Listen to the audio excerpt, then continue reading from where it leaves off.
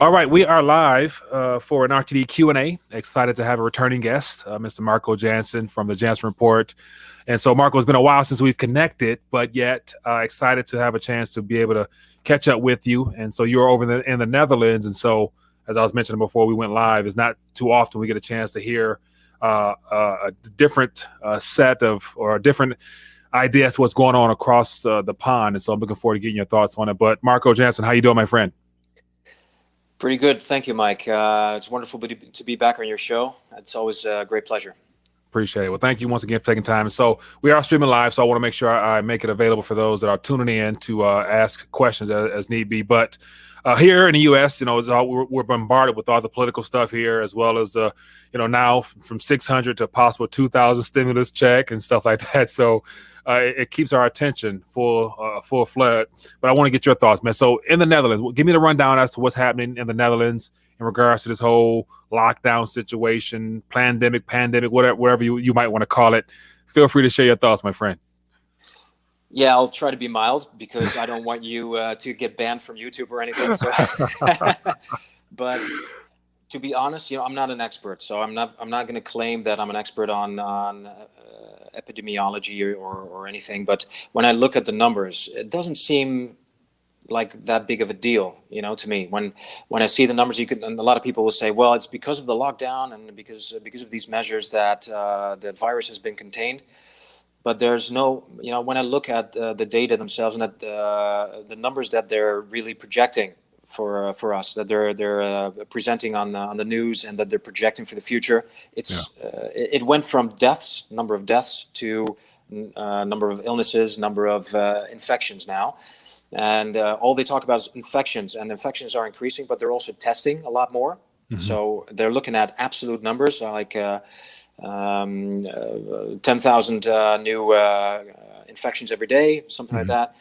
And it's partly because they're measuring more. They're taking more tests. And if you test more, then you find more infections, I guess. But also the PCR test is, as far as I understood from medical experts themselves, is under scrutiny and is not apt for this kind of assessment, I guess.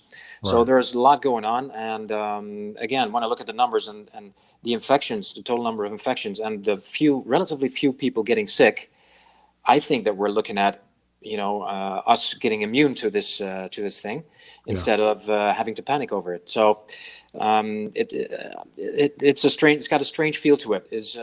You mentioned like pandemic. Yeah, maybe it's something like that, considering that last year, I think a little bit after we spoke on your program, Event 201 took place, and this whole thing was already planned and carried out.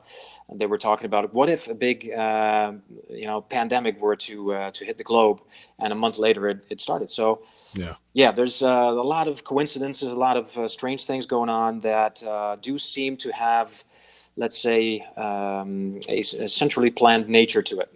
I would agree. Yeah, interesting, man. And so also to piggyback on the idea of more testing or infections, and so you're using the words infections, and over here we're bombarded with the words cases. And so every single day from some media source here, we get a tweet or a notification saying the cases are up. The cases are up. Yep. And of course, if the more you so-called test, the more you're going to find what you're looking for. But just recently, also, as you mentioned, the World Health Organization came out questioning the validity of the tests themselves. And of course, once again, I saw people actually on Twitter testing a jar of applesauce. It came out to be positive. So I'm thinking, like, if you test it like that, of course you're going to find something. But it's the tests themselves. But of course, it's all a part of a greater agenda.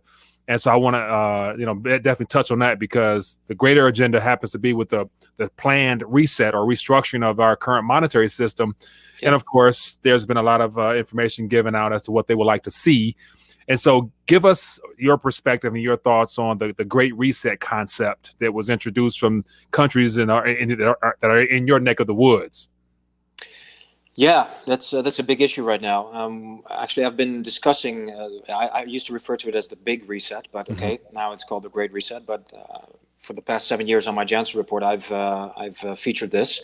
I talked about plans to roll out a global currency or at least a global financial system, and let's say all kinds of bodies around the world, like the Council on Foreign Relations, Trilateral Commission, World Economic Forum, and what have you. All these commissions with non-elected officials deciding about our future. I've always covered those topics and asked for more scrutiny of those bodies, because they have a lot of effect on us globally, with global policies being rolled out that we have no say in as a global population. So I've been mentioning this quite a lot over the past 7 years, and people often looked at me like I was crazy. And right now, I think what we're seeing is that it's actually out in the open. Yeah. With this promotional video by the World Economic Foundation or the World Economic Forum. World Economic Forum. Yeah, I'm thinking of the Rockefeller Foundation, but that's something different. World Economic Forum. This propaganda video where they talk about stuff like, well, you will own nothing and you'll be happy. You know, that kind of stuff, where you should really ask the question: okay, who's going to own everything then? So if we as a people don't own anything, who's going to own everything? Yeah. So if you start asking those questions and look at all the people behind these policies that are pushing this narrative, then things are starting to get clear. And the scenario where this is all planned is becoming more likely by the day. Yeah. Now.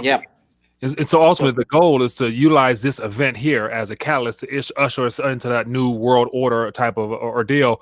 Now, as far as owning nothing and being happy with it, at that point, I guess, who will own things? Will it be a condensing of governmental bodies that would own anything, or will it be private corporations that will eventually, like the tech companies, the Googles of the world, will they actually own things, or will central banks continue to own things as they look to buy everything in sight to prop up this economy? Who do you think the ultimate owner would be of these assets? I think it's the what can also be referred to as the deep state, the people that have been ruling the globe basically through all kinds of policies, like indirectly.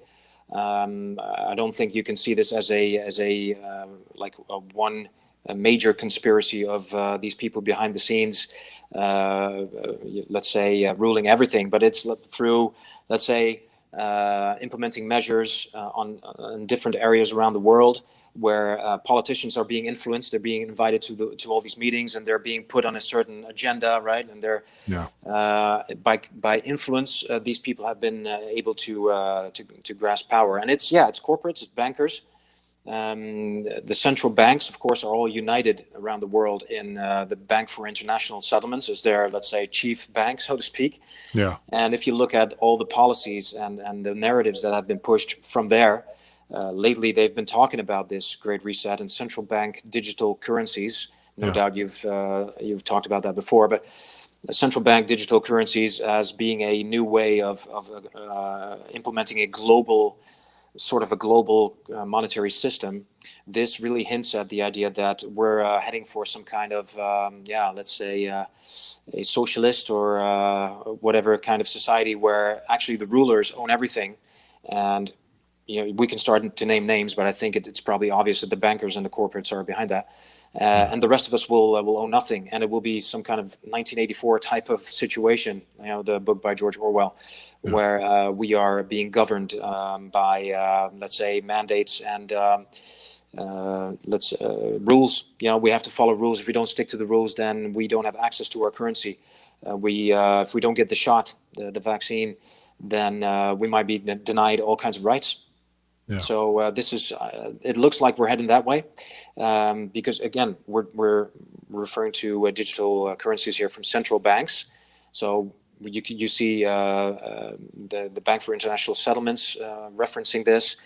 The European Central Bank is talking about this. In fact, I was looking at their website recently, and they have this little box up on their homepage asking people for their input on their digital euro system. Yeah. So they're already kind of planting the idea within the population to kind of popularize it, to make it popular and say, okay, this is the way that we're going to help the population. But in the meantime, of course, it's going to be a big control system where central bankers can exert direct influence on every transaction. This is also what was referenced by one of the directors of the Bank for International Settlements recently in a talk. Yeah. It's still out on their website, I think. Yeah. where he really explicitly talked about direct influence on transactions, Yeah. control.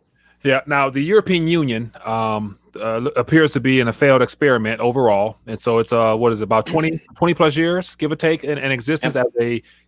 as a unification of all those countries with all their variety of issues. Now, I'm trying to put the pieces together, because over here we only hear about the U.S., but yet in Europe, in of itself, they're having their own issues, and of course, Germany, I guess, has been one of the stronger nations, more productive nations. Give us the rundown as to what's happening amongst the different countries with the banking situation, as well as the governmental structure, and I think 18 trillion plus negative yielding bonds at this current moment that's continuing to grow. Give us the layout of what's happening within the European Union itself.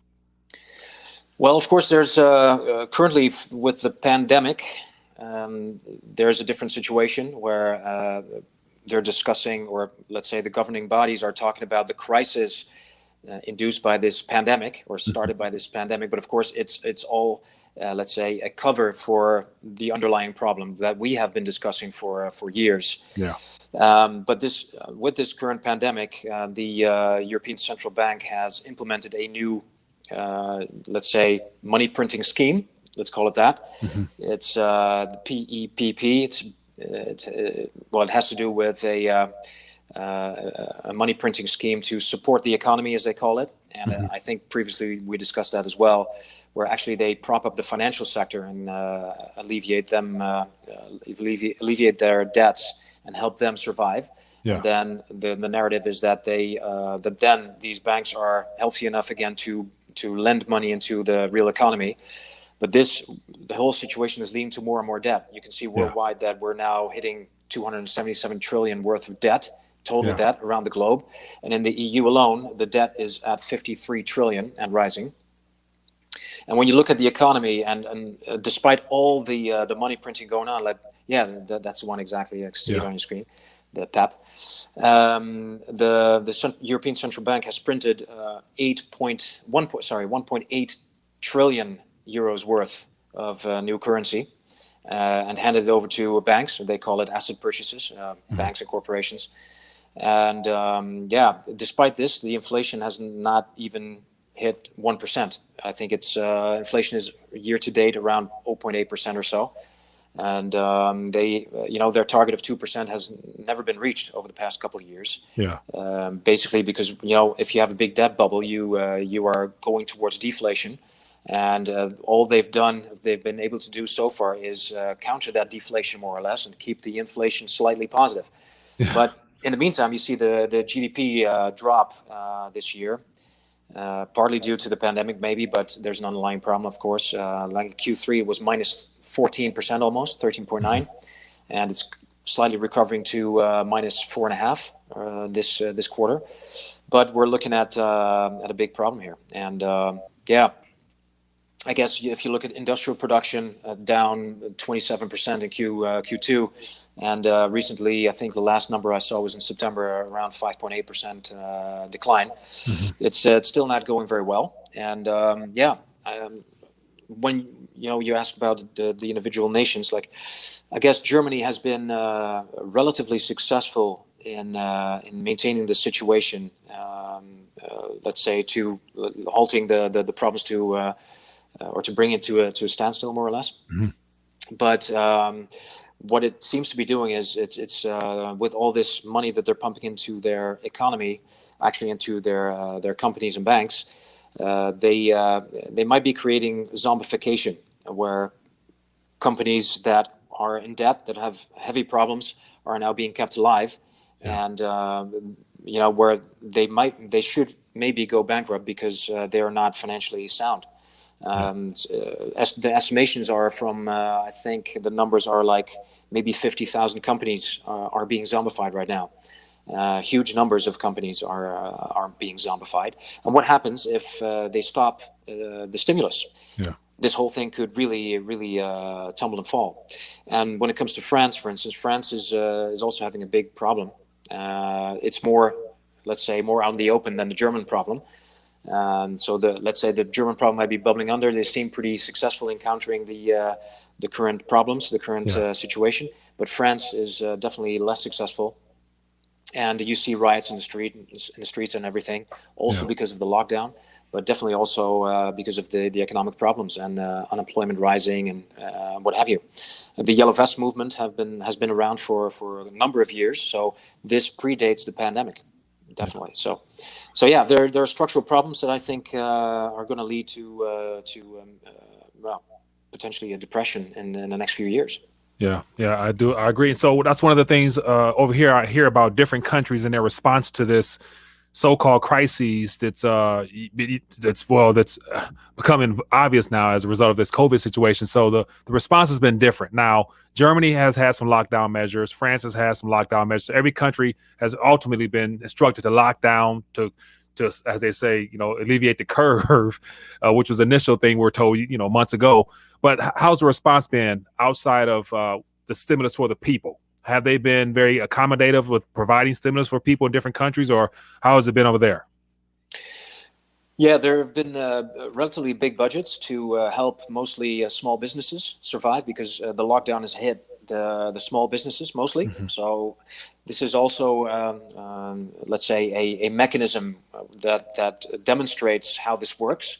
So the middleman is being taken out, is being wiped off the face of this planet pretty much. And the ones who are benefiting are the bigger companies, because they are still getting the revenues, and people are buying online with the bigger companies, and all these revenues are shifting away from let's say the smaller guy, the small entrepreneurs. And even though there is stimulus from the governments, and it's a lot of money involved, this goes to these smaller businesses. Yeah. This is not sustainable. What type of relief has the people received? Like, I'm assuming different countries, as far as like over here, as I mentioned before, they're talking about $600 stimulus checks to 2,000 stimulus checks. So that's become a major narrative, and people requesting funds from the government now. What are the disbursements over there for the people? I'm assuming they're all different. Are you aware of those? Well, in the Netherlands, it mostly goes to small entrepreneurs. Mm-hmm. So not so much to people themselves directly. Yeah. So when people get in trouble, they can file for an income from the government, but that's like a normal mechanism. Yeah. So if they become unemployed and what have you, but the stimulus has mostly been for small businesses and somewhat larger businesses. Yeah. Right. So if you were, as a result of a business shutting down, you can file for unemployment and get that from the government, and that's the typical process to be provided. Yeah. But how about on the other side, where people may not have been employed already? Are there some type of funds to help them recover? So it would be the biggest question, because that's where the whole stimulus checks here is getting all the attention for people who are able to work and not, because everybody gets it accordingly. So. Yeah, well, there's currently, at least in the Netherlands, and I think in other countries it's similar. There's no real stimulus program for let's say the regular consumer, the ones who are employed, and or maybe having to work less or whatever. No, it's mostly the businesses that can file for some sort of support. And other than that, I think the bill that has to be paid by all of us is going to be huge after this stimulus, because the government debts are racking up, and ultimately this has to be repaid by the people. So the people are getting hurt right now. I think when you look at unemployment, it's not that bad in the European Union. It's probably up around 1%. Compared to last year. So I guess businesses have, with the stimulus checks, the stimulus packages, they have been able to keep people employed. And I think most of the policies have also been aimed at that. Germany was successful at keeping employment very high because of the deals made with businesses to support them, to also subsidize their paychecks, or let's say their total pay, so that they could keep their people employed. And that's why we see, well, hardly any growth in unemployment, or just slightly. And that's why I think a lot of people don't have to file for unemployment benefits or what have you, because again, that situation seems to be relatively stable, but the gaps, let's say the gaps in debt for the governments are rising quickly. Interesting. Now, I'm curious to get your thoughts as well on the Brexit situation. And so we do hear a little bit about Brexit, but yet not how it's progressing as to whether or not they'll actually be able to come to any type of a formal agreement and separating themselves from the EU. So can you share with us a little bit of what's happening in that regards there? Well, the talks have just been resumed, so I'm not sure about the details, like where this is headed. But what I've been observing is that the European Union fares relatively well with a no deal, in the sense that the power lies there with the European Union, and that's why they've been able to stall it. And this is also part of the narrative, of course, to show the world that stepping outside of the EU, leaving the EU, is a very bad decision to make. Yeah. So what we've been seeing is that some problems, economic problems arising in the UK, might have been due to the Brexit, them leaving the EU, but this is further enhanced by the fact that there is no deal at this point. So without a deal, it's very difficult for them to engage in bilateral trade agreements with other EU nations. And that's what's hampering their progress economically, I think. Mostly, more so than the actual effect of the Brexit itself, and that's what I've been seeing across the board. And again, the EU fares fairly well in stalling this, because for them it's proof that leaving the EU is a bad idea. Ooh, interesting. That's yeah. So once again, that's one of the things we don't hear much about on this side of the pond. So let's talk a little bit about the ECB's attempt to put out their digital version of their currency outside of it already primarily being digital in and of itself. How will that work? Because I also seen different countries talking about having their own central bank digital currency. So will there be a dismantling of the European Union so that each country can issue their own governmental currency, or will it still stay as the ECB and the European Union under one single digital currency, you think?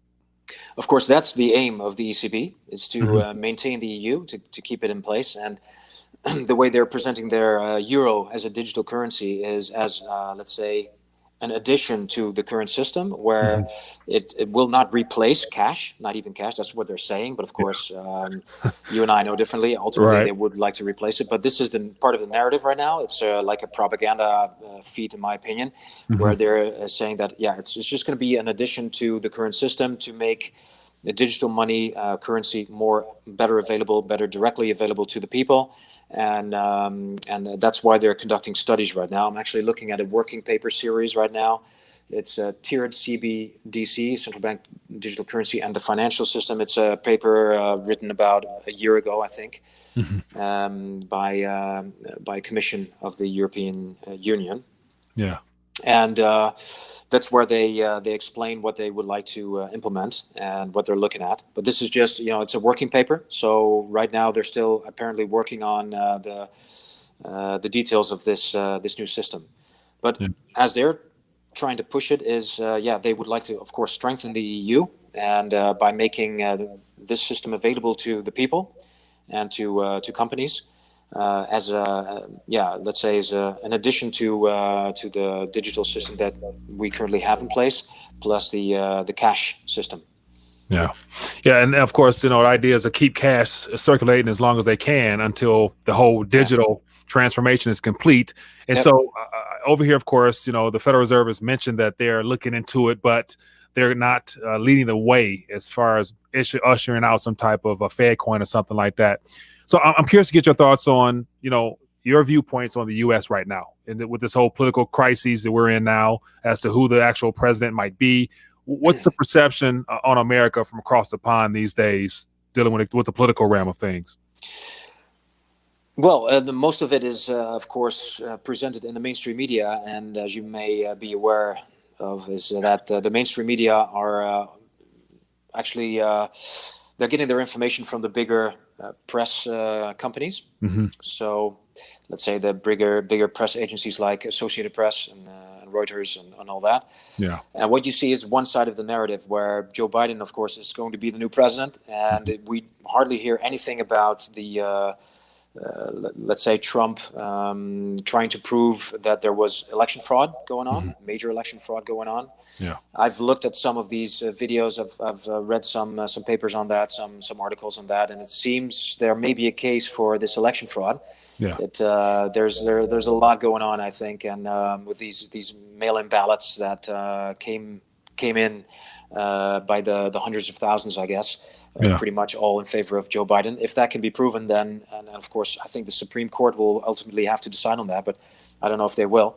But there seems to be a lot of evidence. Of course, again, I can't judge that. I haven't seen the evidence directly, but from sources I follow in the U.S., this becomes apparent. But in Europe, it's relatively silent. It's only they're only reporting on Trump trying to. Or actually Trump failing at proving the rigging. Yeah. That's pretty much what we hear. Nothing about the other side of this story. Yeah. And so according to the European press, Biden is the president. Yeah. And so once, I guess, Biden was elected or selected, immediately following, a lot of world leaders reached out and congratulated him. And of course, Russia was not as quick, but I guess over the last week or so, President Putin apparently has reached out and confirmed it. So it's done.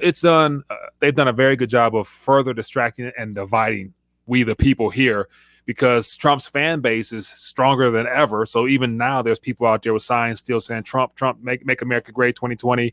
And then, of course, you got the Biden people where they love to make fun of the fact that he had nobody show up for rallies. And I guess even some of his own live streams, there's only a couple hundred people to show up to those. So where you're like, who voted for this guy? But I guess at this point, it doesn't matter. Now, that leads me to wonder, is this literally a little bit of cat and mouse, back and forth, left and right distraction? Or perhaps was there some truth to the fact that Trump wants to derail the deep state's agenda based upon some prior things he's done, or what? What are your thoughts? Is this smoke and mirrors, or is there a possibility that Trump really cares about making America, a great nation, period, ever? I think there might be a case to be made for that. Yeah, that Trump is really, let's say, contrary to what a lot of people think he is. Of course, yeah. From my point of view, it's really difficult to prove that. But from what I've seen, is that he has been taking some measures to make America greater, like pulling back, trying to pull back from the Middle East and to focus more on domestic issues instead of international issues. Yeah. To really strengthen the U.S., try to bring production back to the U.S.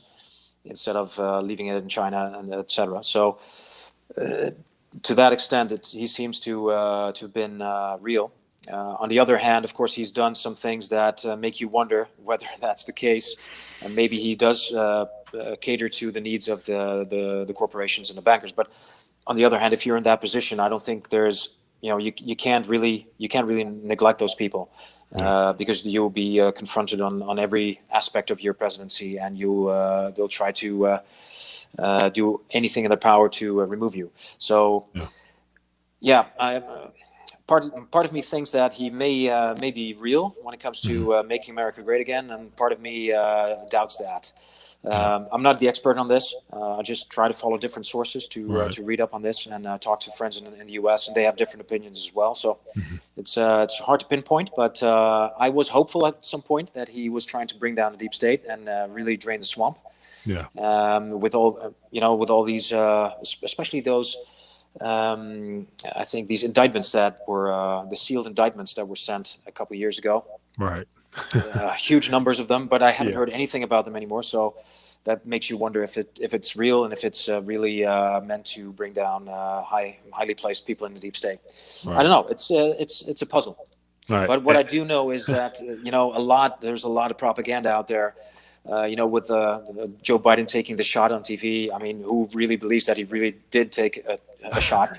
You have all, it looks like all the, so Netanyahu took a shot online, or so a lot of so-called politicians are stepping up to the forefront, but it's all, like, as I mentioned before, like just propaganda, man, like literally press ops, because nobody in their right mind would believe that what they're getting into their arm is actually what is given to the American people or to people in general.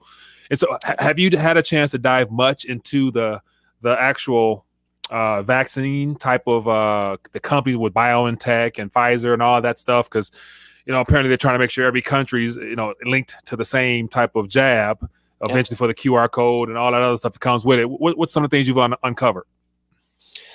Well, I often read some papers on this, the most scientific type of papers I can find on these issues. Yeah. When it comes to the vaccine, what strikes me is that there's hardly any true science behind it. Mm-hmm. What we hear is coming from the pharmaceuticals themselves. Mm-hmm. They're saying, we succeeded to create a vaccine that's 90% effective. Well, whatever that may mean. Yeah. I cannot really find very good science on this. And when I consult my my network when it comes to medical experts, I know a couple of them. And I'm in let's say networks that continue to grow with new experts being added there. Mm-hmm. These medical experts are all on the same page when it comes to this, and they're all stating this is impossible. It's impossible to create a completely new vaccine like this, an mRNA vaccine that has never been tested on animals, let alone humans, before. This is an experiment. You can't do this right now. It's too fast.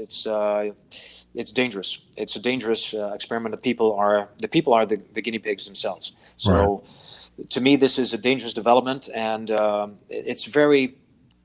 It makes you wonder. It's strange for this push to happen right now. Like, is it truly because of the pandemic, or is there a different agenda behind it? Well, I think you and I know the answer to this. Yeah. And I just hope that a lot more people are going to open their eyes to this reality, that the way things have been developing this year are so incredibly strange and so unreal. I can't think how it's possible that people can still believe this propaganda and all this stuff that's going on. It's luckily, I speak with more and more people that are opening their eyes to this reality where this is all a scam and this is all fake, and that we need to stay away from this jab. Right, I agree, and I think it's one of the things here in America, especially as this 2021 rolls in, we'll find out how they're going to further try to either incentivize people or threaten people to, get that jab, because we're hearing about the National Guards, and I think Ohio as well as Tennessee are being dispersed to assist the medical field and medical experts with getting jabs in the arms. And so it looks like when they're more interested in getting a quota of jabs in the arms without really showing people that this is something that they should want naturally, should cause people to suspect some type of foul play in of itself. But it's very concerning, because the question is, how do we avoid it when eventually, when it comes to the certification cards and the apps and things like that, they're going to restrict your life to the utmost way to where you're not going to be able to really function, man. So like the question will be, how do we get away from this? How can we get around this would be the question that we need to start answering or whatever. Wouldn't you agree? Yeah, I agree. But one more thing about this.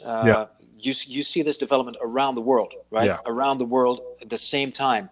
Like in Europe, many of the governments are discussing mandating vaccines, whether it's whether you can do it, this human rights issue, et cetera, or whether you can indirectly mandate it or kind of push people to take it by excluding people who are not vaccinated.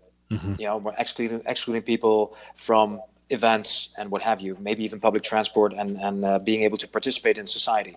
Now, this is happening around the world. So it's a concerted effort once again. And it's that should make people wonder how quickly this has developed into a global concerted effort with similar policies rolled out around the globe.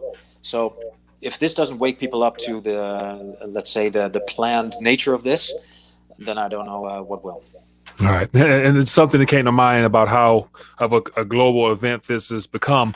I just saw a tweet, if I'm not mistaken, or somebody reshared that the IMF just suggested that the credit score aspect should be linked to your web browsing search history in a sense. So I'm thinking like, wow, like that's something that I heard about over in China in a social credit score scheme, but seeing all that stuff make its way into these other so-called governing bodies as suggestions. And of course, we had a politician here, Andrew Yang, talk about is there any way yet developed that we can keep track and make sure we know who has the vaccine or not? I'm thinking like, hold on, then the QR code aspect. So So it looks like all the events that were taking place in Asia has made their way out. I don't hear much about China at all, other than Trump bashing China for the origins of the virus. I haven't heard anything about China. What's life, or what are you hearing? Anything from the Asian region as to how they're responding to this, and have they since moved on since, or where they stand at this point? You know. Well, I know a few people here in the Netherlands that are from China, Mm-hmm. and what I hear is that actually they're implementing immunity passports right now, linked to their credit score, I think. So it's possible. I don't know if they're doing it yet, but and I'm not sure if it has been implemented already. But that's what my insiders tell me, is that this is being prepared, and that this vaccination passport will be linked to their credit score. So that's and actually I've seen advocacy for this system throughout Europe as well. So this is also being discussed here to implement vaccine passports, as they call it. Even in the Netherlands, we used to be a free country, but we're now in a pretty much a full lockdown, and all these measures are being implemented to force us into all kinds of things that we don't want.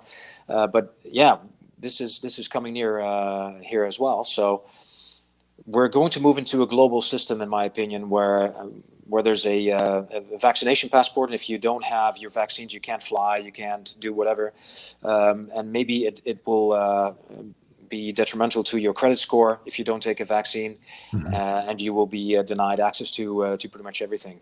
This is a possibility. I see it being discussed out in public. So it's definitely a threat. And as to your previous question, how do we get away from this?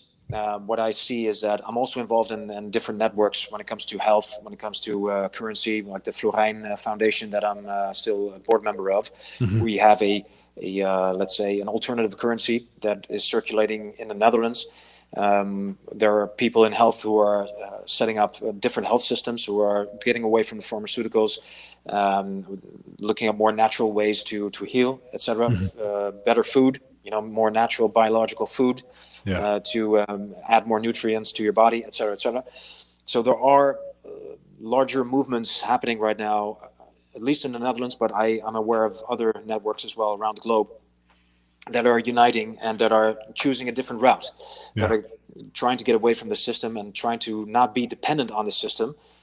So if they're denied access to certain facilities, that they have their own facilities, their own food supply, etc., their own currency. So yeah, I think there's a way around it, and I think we should definitely try to pursue that.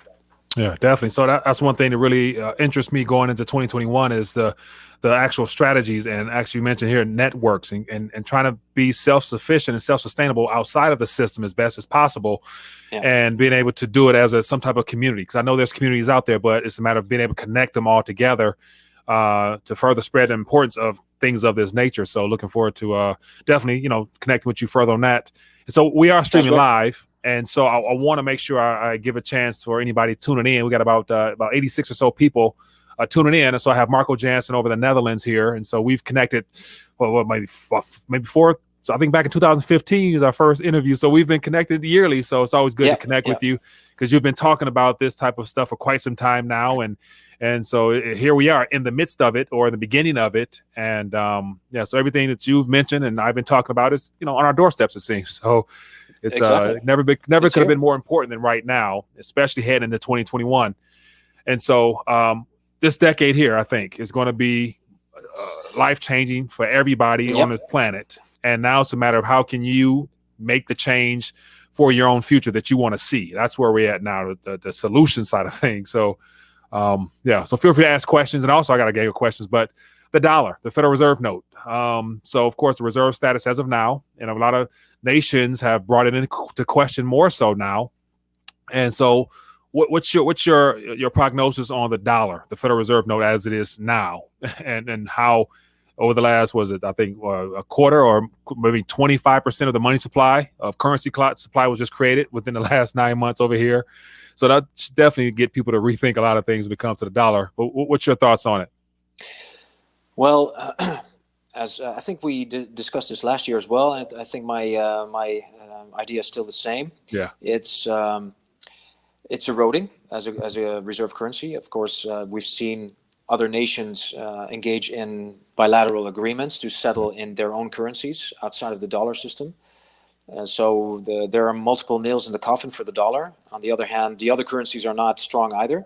Right. So they're all eroding at the same time, and you can see this by looking at all the currency that's being created around the globe. Like 25% you said in US, but in Europe it's similar.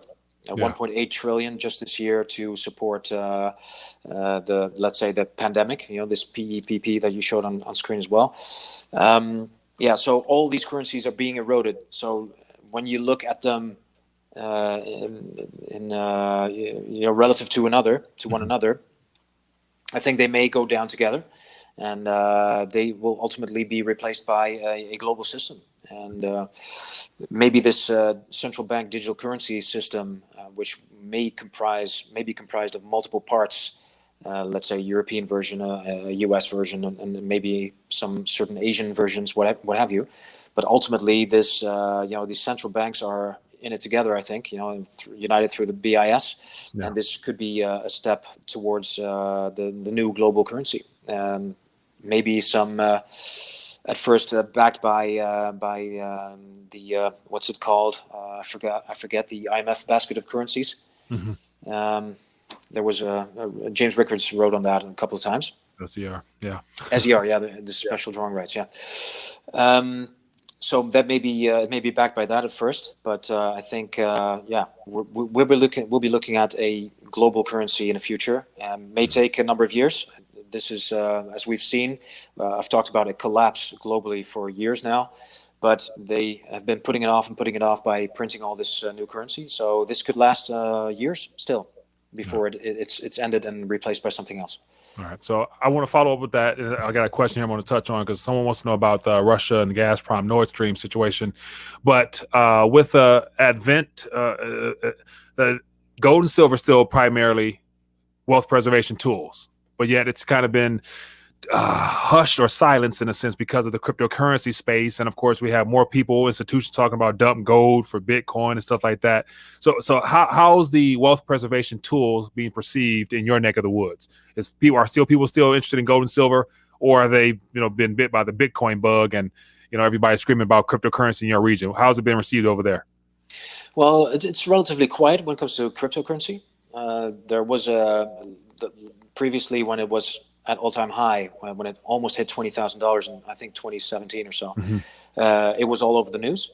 But right now, I don't see a lot about Bitcoin in the news, and I don't hear a lot of people talk about that. So even the friends of mine who were into Bitcoin before are now out of it and haven't even talked about it. So they're being overwhelmed with other news. But similar to gold and silver, nobody really talks about it. It's really let's say out of vision right now. Yeah. So people are looking for other ways to preserve their wealth. Actually, what they're trying to do mostly is try to preserve their current lifestyles and to try to keep their head above water. So, when it comes to smart investors, I know that some of them that I know are still looking at gold and silver, are still maintaining it as a backup plan. And some of them are into Bitcoin, the smart investors, because we all read about bigger corporations piling into Bitcoin and driving up the value of it. Yeah. So it may make sense in the short term. But I don't hear a lot of it, a lot of talk about Bitcoin or gold and silver in the media. Yeah. Interesting. So here's a question from S400 says, ask him how the EU will look or be affected after Russia completes its pipeline through the Gazprom Nord Stream 2 deal. Says Germany has a vested interest in the project. So share some insight on a whole pipeline or deal, because other than just hearing about sanctions, who's been sanctioned as a result of participating, we don't understand the framework for what's the purpose behind the pipeline. To be honest, I'm not really up to date on that. Of course, I've read about it, but I don't think I can say a lot about that. What I do see is that in the European Union, there are different policies when it comes to gas, and in the Netherlands, for instance, the government has decided that we are going to get off of gas. So households are supposed to switch from gas to electricity with heat pumps and what have you. So gas is going to be out of the picture over the next 10 years or so. At least that's the aim of the Dutch government. When it comes to Germany, I heard about their vested interest in this pipeline, and what I see in Germany is that there's a different policy. They are actually trying to promote gas. So maybe because of this deal, they're hoping to get cheaper gas and being able to have let's say a cheaper alternative to electricity. So I think there are different things at stake here. And governments are looking at it in a different way. So when it comes to EU, this is not really a united vision yet. Right. And so I bet a lot of that has to do with the whole climate change agenda. And so now we got the central banks talking about the impact of climate change on their policies. So they're forming unions. And so the fact you said the Netherlands has become more pro-green in their approach towards energy by switching from gas to electricity probably lets me know the disconnect amongst the EU nations on the future direction of where we're going. Because here in the U.S., Biden's pure new Green Deal and the trillions it adds on top of that. And of course, President Trump was more pro-coal and things of that nature and renewable, but not necessarily going solely green. So the whole climate change seems to be at play with this. So we will see how it plays out, man. Yeah, but when it comes to that climate change in the European Union, within the European Union, there are numbers out there, right? They're saying, okay, you have to reduce your emissions by this much. But this is also the pitfall here, where the individual governments are deciding for themselves what their policy is and how they're going to react and how they are going to reduce their CO2 emissions to have a certain impact on the number of degrees that the global will warm up or something like that, right? So in the Netherlands, there's been if we can reduce our CO2 by this much, then we will have an effect on the global temperature of 0.0000003%. So or degrees. So wow, that's fantastic. So what we're going to do, we're going to implement biomass, and we're going to heavily subsidize biomass, which was implemented a number of years ago, but now they're getting back to it, because obviously anybody can think how stupid this is. I mean, this is really silly when you're burning up trees and you're saying, well, we're going to plant them back so we can neutralize all the extra CO2 that we're putting in the air. So because we're planting back the trees that are going to take up this excess CO2. I mean, that's a weird numbers game. It doesn't make any sense whatsoever. So, but in the Netherlands, that the subsidizing of these biomass projects is now being turned back, and I guess in Germany they've been going for gas more. And since gas is a relatively, let's say, efficient way to reduce your CO2 emissions, of course, it does have some CO2 emissions, but you need less gas to create the same amount of energy than when you set fire to something, for instance. So I guess they've chosen a different route. Interesting. And, So, we have another question here from Prabar says, ask him how much influence Germany has on the EU. Also, what will happen to the EU when the Brexit goes through? If you don't mind just touching on that briefly. Prabar may not have been earlier when you touched on it. Yeah, no problem. I think Brexit is not a big problem for the EU. So if Brexit continues and they come up with a deal, then I think the EU does not really have a big problem. So far, they've been able to show that Brexit was a farce so far. I mean, because they've been playing with numbers and say, okay, see the economy of the UK has been doing worse since they left the EU. So that's why it's a mistake. And this is a propaganda piece that has been going around Europe. So I think a lot of nations are already aware of the idea that leaving the EU is not a good idea, not because of the true economic impacts, because I think they're actually positive if you leave the EU, if you have your own bilateral agreements that you can make with all these countries. At least you have full control of your own policies. But it's more of the scare that if you leave the EU, if you threaten to leave the EU, you're going to have a big problem with the EU. And look at how long this whole Brexit has taken so far. It's years in the making, and the EU is not really giving in. So I think it's more a burden that is being ushered in here for companies to leave the EU. Right. And when it comes to the importance of Germany, well, Germany is, I think, the most influential party in the European Union, along with France. But I think Germany is probably number one. Yeah. So I don't exactly remember what the question was. So you touched on it. I appreciate it. So let's talk about 2021. Let's as we get ready to wind down.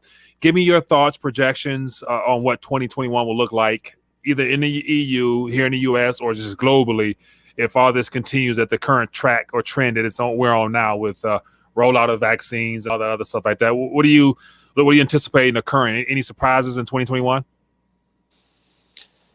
Well, I think when this vaccine is being implemented widely across the globe, and I think we're going to see some major incidents. I mean, I don't see how it can be prevented, because this, again, experts, the experts that I know of, and I read a lot more online through other medical experts, are saying, okay, this can't go right. This is not a good thing. And the impacts on health will be severe. So, I suspect that there will be something down the line there in terms of health risks. But with the pandemic, I think what we're going to see is that the economic reset, the global economic reset, will be taken a step further, and that measures are being implemented to gain more control over the populace. To all of us. And I think they would like to take the central bank digital currencies to a next phase. And I don't think they're going to be implemented entirely next year, but they're going to probably place some articles in the press discussing the benefits of such a system, etc. And they're going to try to warm up the public to embrace this new technology. But also, there are going to be measures, I think strict measures to, like the new normal. This is going to be more enforced. And maybe the lockdowns will be less severe. But I think we're going to have to adhere to other rules that will still prohibit us from being entirely free, like going to cinemas, etc. If you haven't taken your shot, you won't be able to go there. This may actually happen sometime next year. Yeah. Now, so I'm of the mindset that this new strand of this mutated version of the COVID situation will probably be pumped out severely here in the U.S. And we probably stand the risk of starting out the new year, if the Biden presidency comes into fruition, like literally on lockdown. And of course, the complete shutting down of everything, try to really speed up the dismantling of this economy here, to usher in their solutions and strategies a lot sooner. So 2021 could be a very tougher year than this 2020. And a lot of people still believe that there's once we get through this, that everything's going to be just fine. I'm thinking, like, you don't know, this is designed to be a long drawn out decade of chaos. And just by quick chance, have you had a chance to see or hear the trailer for the movie called Songbird?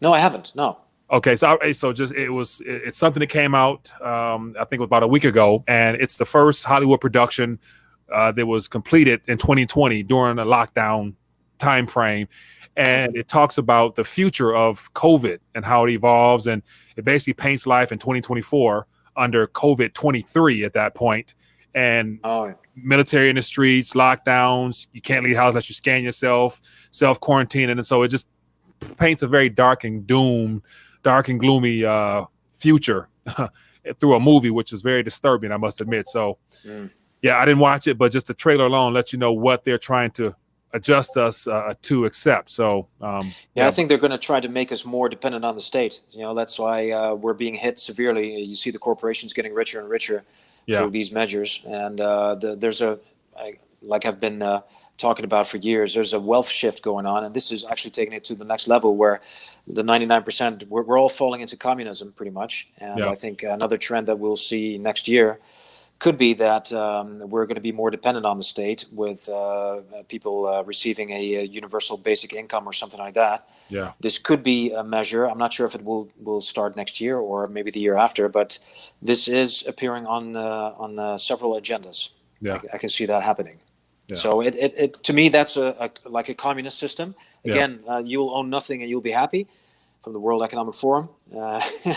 It's so you'll have to work and have to stick to the rules, and then you will have your rights, and you will have some income to be able to buy stuff, or to lease stuff, to rent stuff, because you own nothing. You'll be completely dependent on that system. And if you riot, or if you start to be a rebel, then you'll be excluded, and you're done. I mean, that's basically what it looks like. Yeah. Oh, man. Yeah. Well, Marco Janssen, man, it is great connecting with you again. And for those that might want to continue to stay in contact with you, where can they connect with you at? So I know you're on Twitter and Facebook, so we want to share with the audience some place where they can connect with you, stay in tune. Yeah, the best place to find me is on my website, thejanssenreport.net. Okay. So I'll put thejanssenreport.net, double S. Okay. But on my Facebook page, the Janssen Report, they can also get a hold of me. So and if they want to email me, host@thejanssenreport.net. So appreciate it. I usually respond to that as well. Okay, sounds good. Well, once again, Marco, it's been great having you on. Hopefully you guys have enjoyed the back and forth and getting a in-depth look at the life on the other side of the waters there. And definitely, so we're all in the same boat. So it definitely shows that we're all in the same boat. It's a coordinated event by all countries and governments to take us in their desired destination for humanity. But hopefully there's going to be some resistance from the people along the way. That's the goal. Create as much resistance as possible to derail their plans. So that's what 2021 will be like for a lot of people. So that's a good motto for 2021. Yep. Yeah. Okay. Well, Marco, great, man. Looking forward to following you and continue to connect with you. Hopefully 2021 we'll have you back on, and we'll go from there. So I'm about to sign off here and stick around for a quick second, and I'll love to talk further. So everybody, hope you enjoyed this. Give it a thumbs up, share this information, go follow Marco. Information be beneath this video here. And other than that, we'll be back for another live stream later today. Peace. Thanks a lot, man.